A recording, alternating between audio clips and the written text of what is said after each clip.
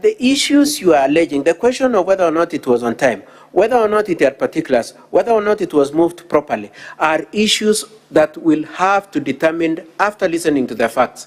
And so we are saying that by presenting witnesses, we were not acquiescing nor abandoning our preliminary issues. We were doing what the ruling of this Senate said, being that demonstrate the basis of those technical arguments through the facts that you will adduce, and we have demonstrated that spectacularly through both cross-examination of the witnesses of the county assembly and through our own witnesses confirming that each of those wrongdoings happened. Now, I am aware that a number of senators have said that we should, based on the provisions of Article 152 of the Constitution, 159 of the Constitution, we do not want to look at the technicalities. And then on our part for the Deputy Governor, then we would want to ask you, what was the purpose then of the rules? Why are we sitting, why did we sit yesterday up to midnight? Why are you sitting past hours today? Isn't it because the law prescribes that some things are to be done within time? Isn't it because you are being faithful to timelines? And if you, at this national level as senators, are prepared to go out of your way and comply with the law, why should you give latitude to county assemblies to say, we will smilingly disobey the timelines that have been set and it shouldn't matter? Why should you extend that latitude? And most especially when those county assemblies do not come and say, oh, sorry, we were out of time because there was an earthquake. They are not saying we are out of time because there was COVID outbreak. They are not giving any reason or any excuse for why they are out of time. We pray that for purposes of standardization of the rights of the parties, for purposes of the rule of law, you do insist that unless there is a good reason why you should invoke the provisions of Article 159 and entertain issues and say it is a technicality. Before you do that, a justification needs to have obtained, and that justification and the law allows for that extension. We submit that the law does not allow anywhere for that extension of time. And therefore we pray that you do reject the motions for lacking particulars, for mutating from the date of 13th when the notice was issued, and mutating into something different by the time it was being moved on the 21st as a different motion, and for not having been moved properly. We pray that you do be faithful to the law that is keeping you seated here today up to this time and yesterday also. You do enforce that law and say that motion is null and void to that extent. Now, I am aware that the probability is that the county assemblies have been casual about it. I would pray that the Senate, in developing jurisprudence, do not encourage that feeling that it doesn't matter. All we need is to just throw anything in the face of the Senate, and the Senate will readily entertain it. That you do say everybody must follow the law, and that otherwise the rights of parties, including Dr. Monda, will stand violated. I would like then at this point to cede the few remaining minutes to my colleague, Mr. Ochoki. But before I do that, I would just like to cover one other issue on the issue of public participation. I've already pointed out to you that the public participation was not signed. The public participation was done out of time. It was done on 26, which was 3 days after the close of the period within which those things were, within which the impeachment was to have been concluded by 23rd, and that clearly, and this is very important for us, the public participation was not funded. They just said, let's go for public participation. Now, without funding, you have a situation, as we demonstrated through evidence, that the governor then took charge of it, which is a different arm of the county assembly. He funded the process. Not only funded in terms of cash, he also funded it in terms of personnel. And we pointed out to you instances where the ward administrators were the ones collecting the fees. We want to pray that you do find that and serious. Actually, we would want to pray that you apply the criteria of Article 181 of the Constitution, being that that kind of conduct was a gross violation of the Constitution, a gross misconduct, evidence of serious crime, and an extraordinary excess on the part of the governor and the executive.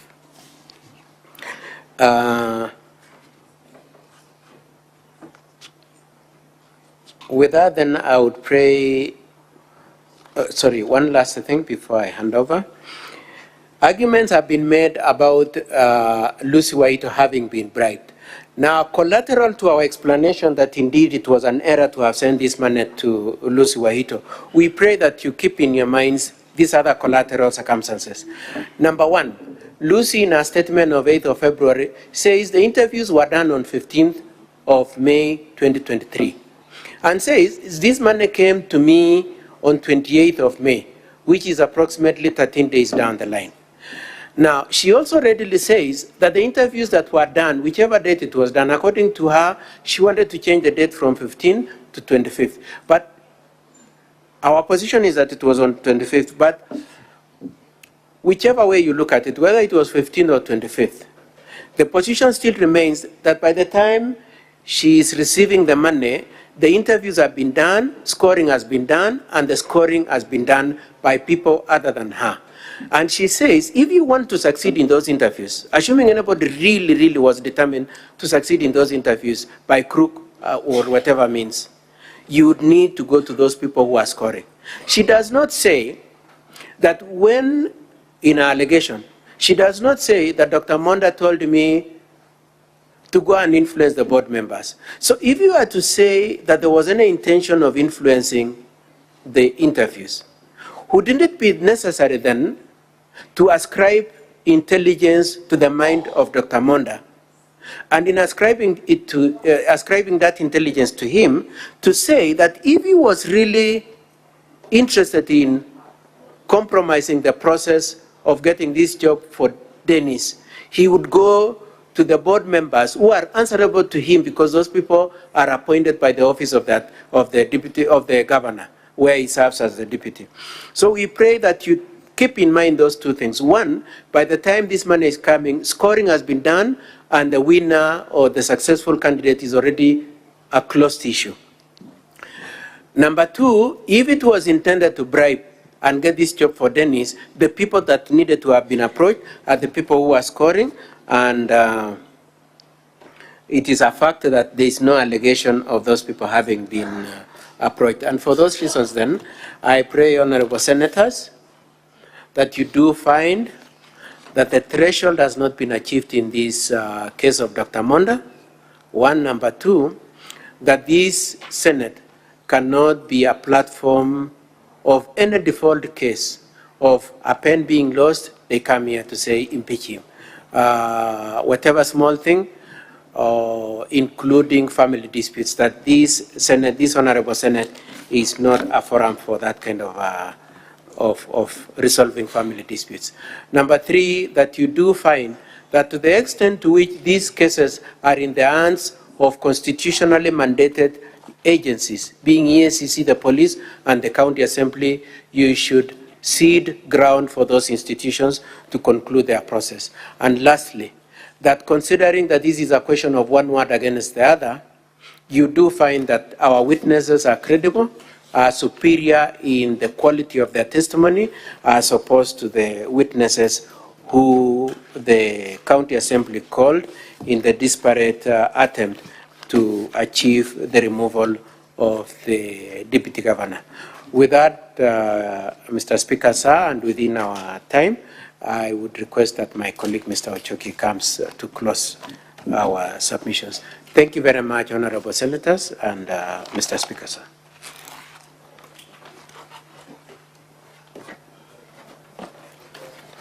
Honorable Speaker, sir, and senators, allow me very briefly just address the facts that my colleagues very emotionally wanted you to believe. A church elder has been called a culprit and a liar in this honorable house. But if you are to look at the evidence in totality, honorable senators, you are being told to send the Honorable Deputy Governor home when he never spoke at any given time to the complainant, the gentleman that is now famously known as Dennis. Dennis told his house that all information about the bribe that you are being told the DG took were told to him by his father. His father was here. He came here and swore and told you there was no bribe. Dennis told you that 300,000 shillings was given to the deputy governor by him and his father. His father was here. He told you there was nothing like that. He told you that the 251,000 that his father sent to the deputy governor was a bribe. His father was here and he told you that wasn't a bribe. The senators have asked the witnesses about timelines from when the deputy governor received the M-Pesa message to when he sent it to Lucy Wahito. You have not asked the question, honorable senators, after how long upon receipt of those funds did Dennis send them to the DG? That gives credence to his father's position that that was instructions, that money was supposed to, he was supposed to go and collect cash, but because the shops were closed or the M-Pesa outlets were closed, then he could really do nothing. You have been told about a bribe to Lucy Wahito, and a lot has been said about the 100,000 shillings. Honorable senators, look at the statement of the deputy governor. Shortly after the alleged conversation with Lucy Wahito, he sent Gladys Aminga the 100,000. Then his version, purely because of the 100,000 shillings that was sent to Gladys Aminga, is believable. He is not a liar. You have further, honorable senators, been told that that money that was sent to Lucy Wahito was a mistake. All of us make a mistake. I'm not as old as the honorable DG, but I have sent money to wrong numbers. Very shortly, and honorable senators, you have been told about enforcement officers, abuse of office. Even the head of enforcement was in this house. There was no mention of a single name of an enforcement officer that did the acts that you are being told were part of the abuse of office. Further, honorable senators, when you sit to make a determination, there was, you saw the drama. And when we started, we told you, you will see the kind of preparations, the fiction that the other side had prepared. You saw people cry here. It's just sad that old people, the brother to the DG, can come and tell you that a police station is 2 kilometers away from his home. He has not made a report to that police station. He has traveled 500 kilometers to the Senate. He's telling you, send his brother home. That is akin to that old lady or the lady in the Bible who was saying, cut the child into two. The Senate is being told, cut the child into two. Send the senator home. You cannot send the senator home, honorable senators, when the evidence of a father who loves his son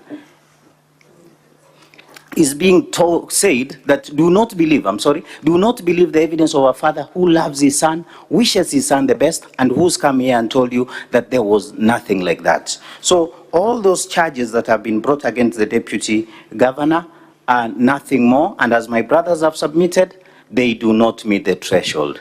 In as much as my brother was telling you, send the governor home, let the governor go back to Kisii and serve his people. He was elected, and the job of the Senate is to check out. And my brother has told you and submitted that clearly there is nothing. If you are to send the deputy governor of Kisii home, based on the evidence that have been presented to this house today, you will do a lot of injustice, honorable senators, to the people of Kisii. Let the governor stay, let him go and serve his people. That is our plea, and we hope that you will not believe, and there will be no stain in the name of this great public service servant who has served this great country in very many different capacities. Thank you very much, honorable senators. We pray.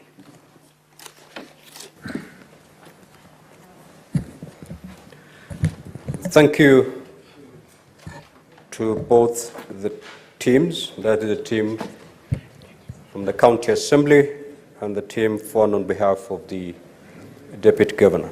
Now, pursuant to Rule 27 of the Rules of Procedure, as contained in the third schedule to the Senate Standing Orders, the Senate shall now proceed to a camera session to deliberate on the matters that have been raised before making a decision.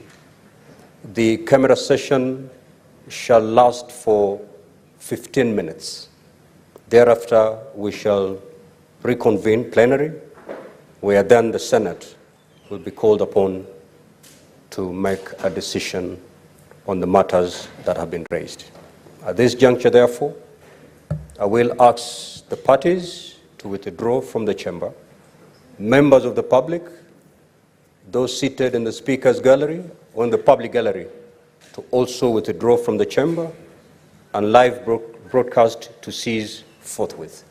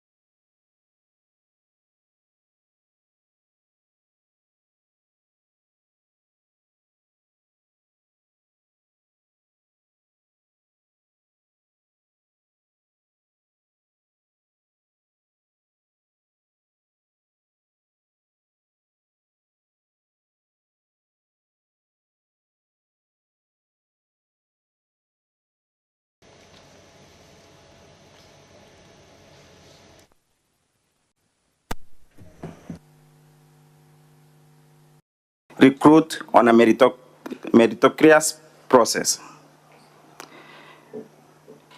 Honorable members, we have for favors in regard to being given the tenders for supplying pharmaceutical products.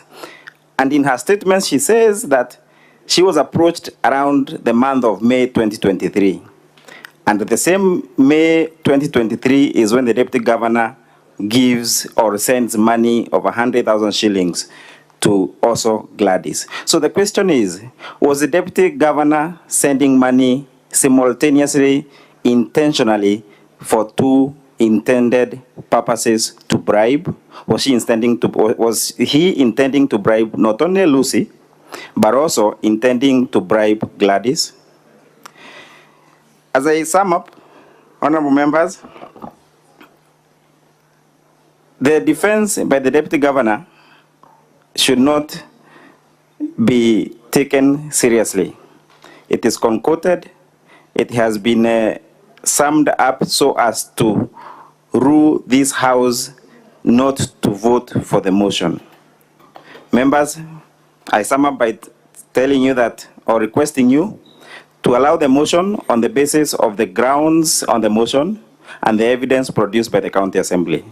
I do invite my brother, Learned Senior Mr. Ndegwa Njiru.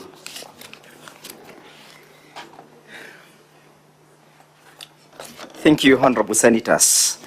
I must begin by thanking this House for spending quite considerable time. It tells me and convinces the whole country that this House takes its work seriously.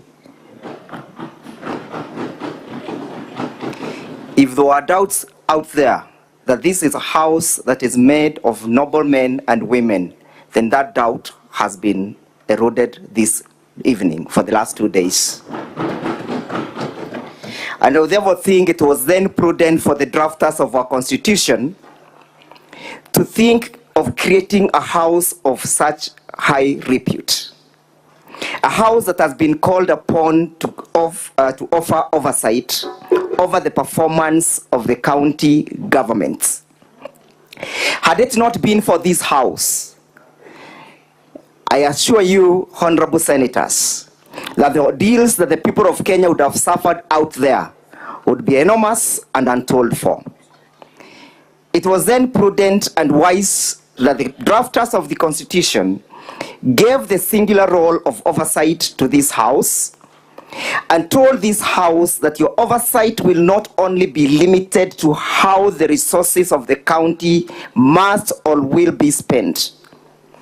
The oversight was granted unto you, members of the Senate, and extend to seeing to the effect that Article 10 has been implemented.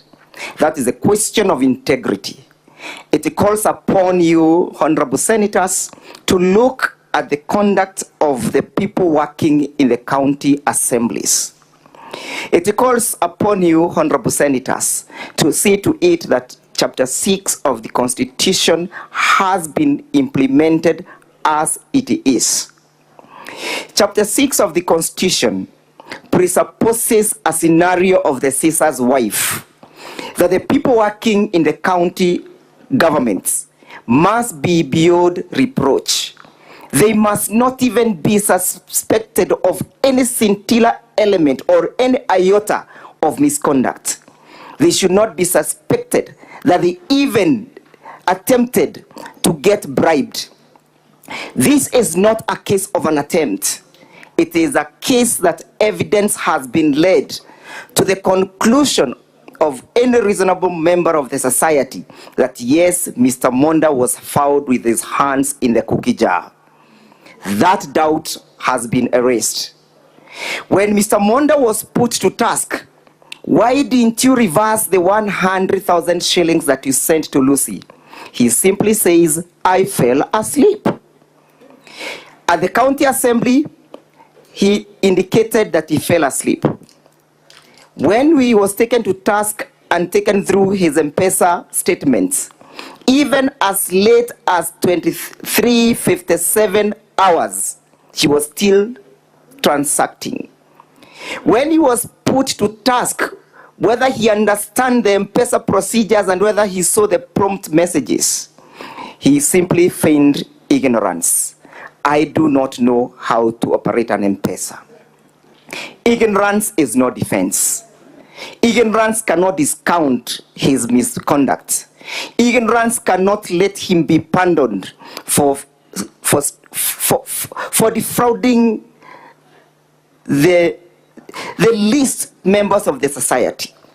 Honorable senators, look at the person who was called upon to raise 800,000 shillings. A destitute youth, a jobless youth, a hopeless youth, a homeless youth, a youth whom we should be, instead of extorting, a youth whom Honorable Deputy Governor Monda should have been giving hope. Honorable senators, the conduct of Honorable Deputy Governor of Kisii County does not breathe hope to the youth of this country. His conduct is a conduct that goes to telling our youths that unless you have a godfather in the status of Honorable Monda, do not attempt to apply for any jobs in this country. That is the message that the conduct of the Deputy Governor of Kisii County is sending out there. This government is spending a lot of time. The senators are on day-to-day allocating money to the counties to make sure that work and jobs are created. Those jobs are not created for the use of the status of the friends of Mr. Monda. The jobs are not created for the people who have connections with the deputy governor like that of Mr. Mosati.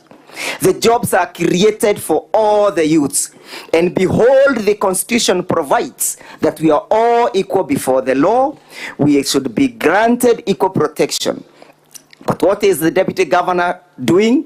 The deputy governor is elevating through nepotism, cronyism, and favorism his friends. What of those youths?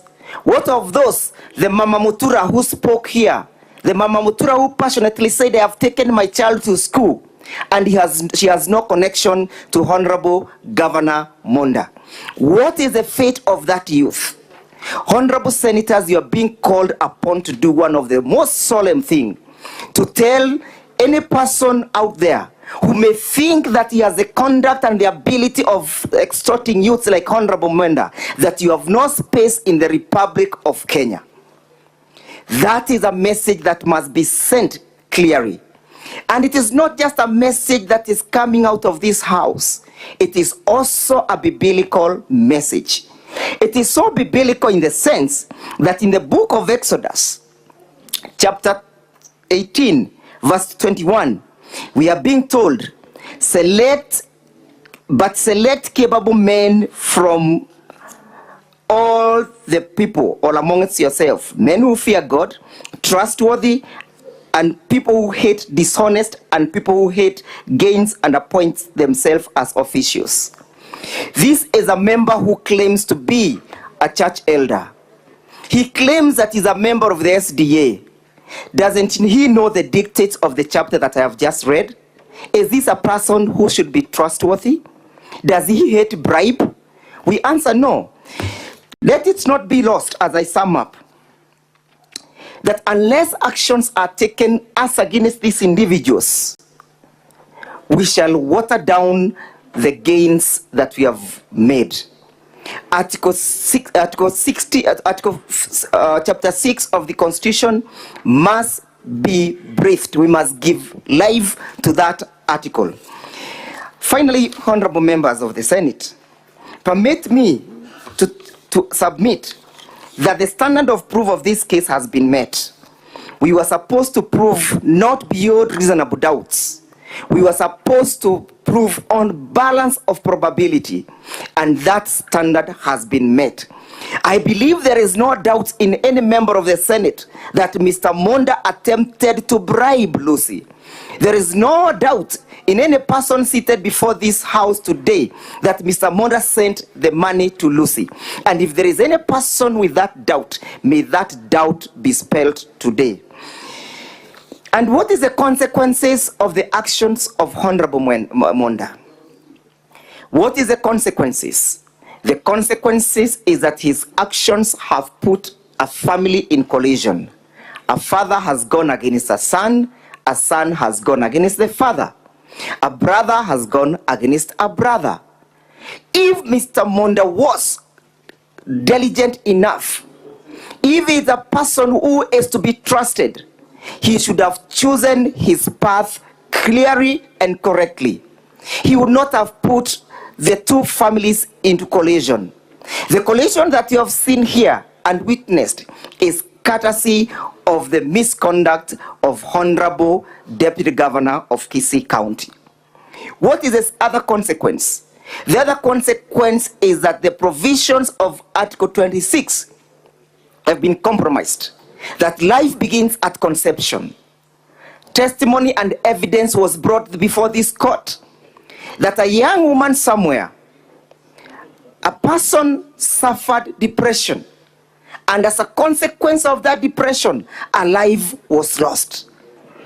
Even if these honorable members will not vote to remove the deputy governor on the count of bribery, let the cry of that child, the unborn child, be heard. Let the blood of that child not dry until justice is done. Let the blood of that unborn child cry and ring bells to the consciousness of this house, so that at the end of the day, a caution and a restraint will be made by any person who may think that child has nobody to fight for, that child that lost has no voice to speak for. It is you, the honorable senators, who are going to speak on behalf of that child. It is you, honorable senators, who will speak on behalf of that unborn child. It is you who will say that justice will be heard. Subsequently, honorable members, as a consequence of these actions, an office has been compromised. The integrity of the office of the deputy governor has been eroded. The integrity of the office of the deputy governor has been put into disrepute.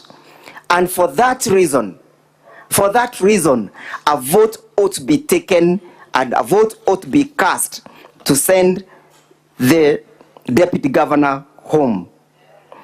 Malcolm X in 1965 said, "If you do not stand for anything, you will fall for anything." That is the character and the conduct of Honorable Deputy Governor Monda. He stands for anything, and therefore he falls for everything. He falls for bribery, he bribes Mama, he exhorts Mama Mutura, he exhorts people on bursary basis, he exhorts Dennis. If a Mama Mutura spoke that she was extorted, and we believed her, why should we not believe Dennis? Why should we not believe Dennis? When a question was put as to why the mother had to be involved in the sending of the money, the answer was, "I was doing financial management." I was doing financial management. I tell you, honorable senators, that the mother was brought in this case as a decoy. She has been brought here as a decoy to make sure that you do not see the correct network of this corruption and bribery. Let no one be invited that the money ever came from the mother. If it did came from the mother as earlier submitted, the mother would have been a witness to testify to that effect. Honorable senators, let it not be lost on us that on the 31st of December 2012, the Honorable Lady Deputy Chief Justice of this Republic committed a heinous offense similar to this one. And she was sent home on the count of pinching the nose of Rebecca. She was sent home on the count of asking Rebecca Kirubo that you should know people. Who are you? We give you power. We vote for you, then you extort us. We vote for you, then you steal from us. We vote for you, then you defraud us. How lucky are you? How lucky are you, Honorable Monda, that we shall vote for you, we give you our votes, and then you defraud us of our money? How lucky can you be, Honorable Monda? How lucky can you be? That is a question that must go and ring bells. Honorable senators, as I sum up, let us draw the lesson from the case of Nancy Baraza. If a Chief Justice was taken home on that one count of pinching the nose and arrogantly saying that you should know people, what of this person who has gained and benefited unjustly? What of him? You are told that 500,000 shillings was being paid as a debt. Has evidence been brought before this case, before this Senate, to prove that Mr. Mosati owed the governor at a particular point? Zero. No evidence. Let us rise to the occasion, honorable members.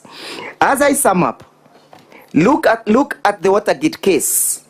The Watergate case was a tight case. Somebody breaks and organizes the breaking of the National Convention, the Democratic Convention offices. A president tries to conceal that, and that act of concealing sends President Nixon home. Today, it's not President Nixon. Today, it is not Nancy Baraza. Today, it's Honorable Monda. As I sum up, I am urging this Honorable House to do what is right, not what is popular, not what is easy, not what is enticing, but what is right. What is right is that which shall lead to giving the people of Kisii County justice.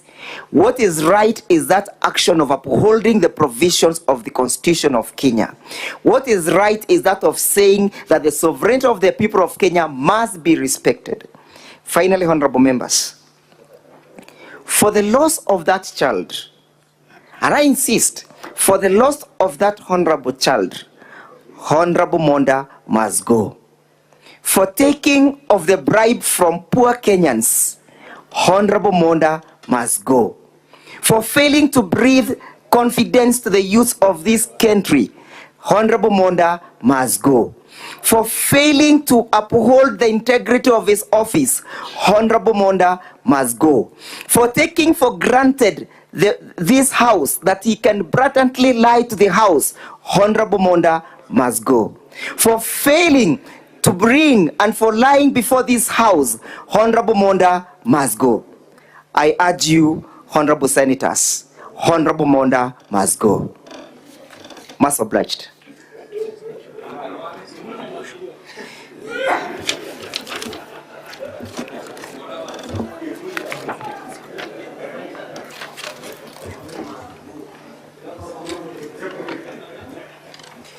Finally, only one more issue, the competence of the motion. If the motion that has been brought before this assembly was not competent, Mr. Monda would not have lined up his witnesses. If it was not competent, he would not have appeared before the county assembly. The doctrine of acquiescence bides him from the beginning of the motion to the closure of sending him home. I'm most humbled. Thank you. Now we shall move to hear the closing statement for and on behalf of the Deputy Governor.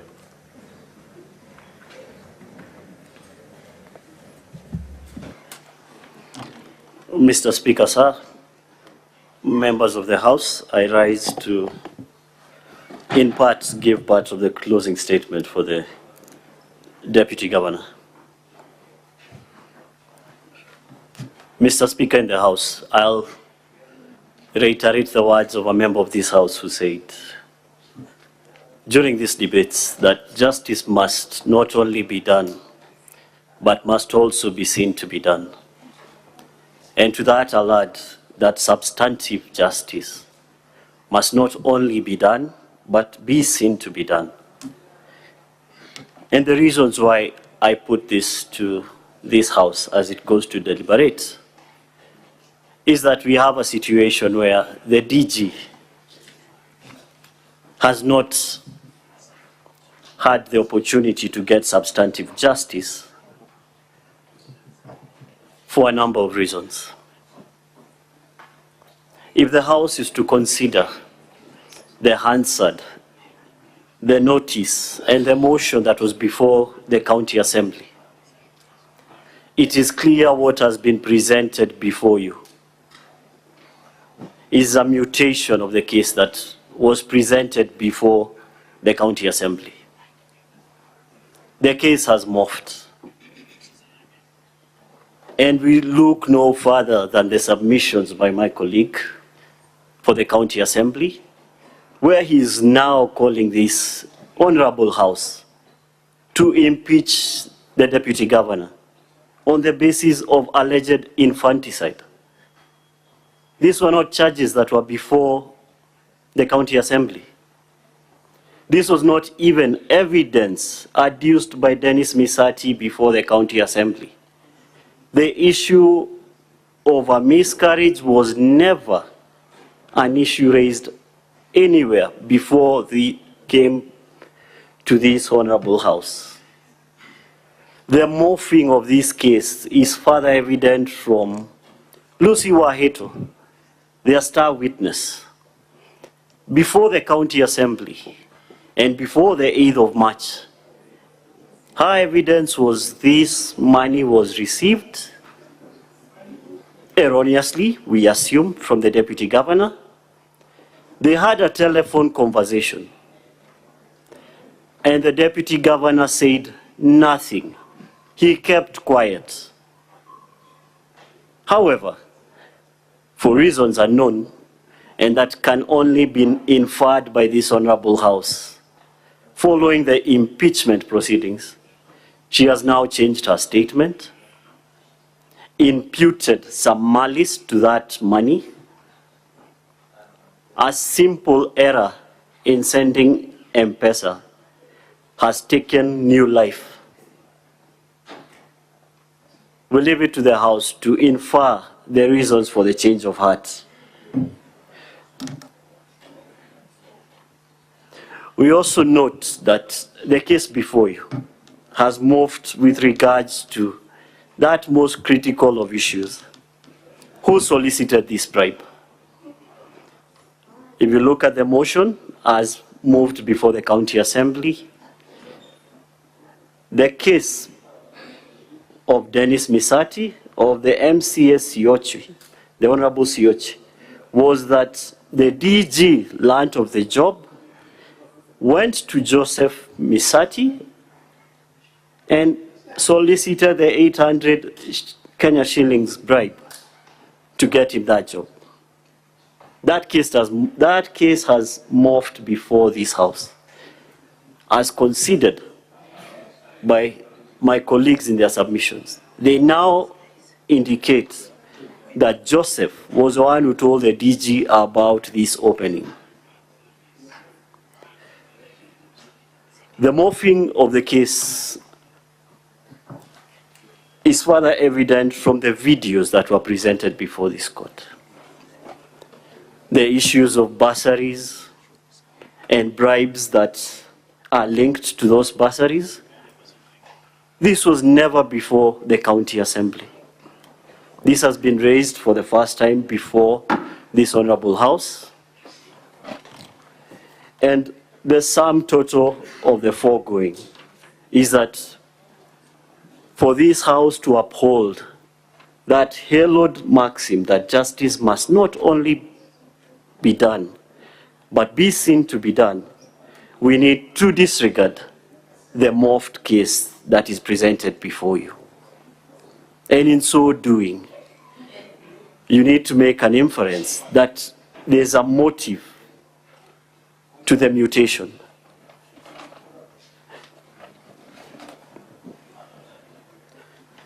Following from this issue, there are some procedural lapses that were parts of the proceedings before the County Assembly. You've been asked to turn a blind eye to these procedural issues, but we humbly submit to this Honorable House that substantive justice requires procedural certainty. The Deputy Governor had no procedural certainty in the process that was undertaken at the County Assembly. And this started on the 13th of February 2024 when a notice of a motion that was not supported by the evidence, was not supported by signatures,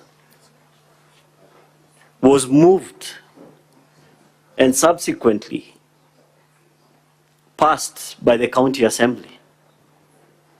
A clear nullity ab initio was allowed to move to the stage of a motion.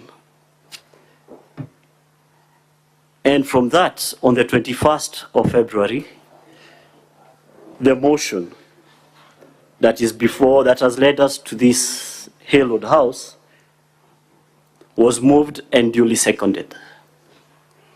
And as would be expected, this motion should have been put to the County Assembly to debate and make their determination. However, this is not what occurred.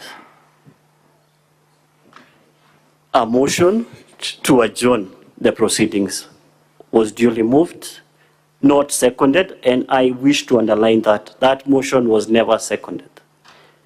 But this notwithstanding, the motion was in unclear circumstances that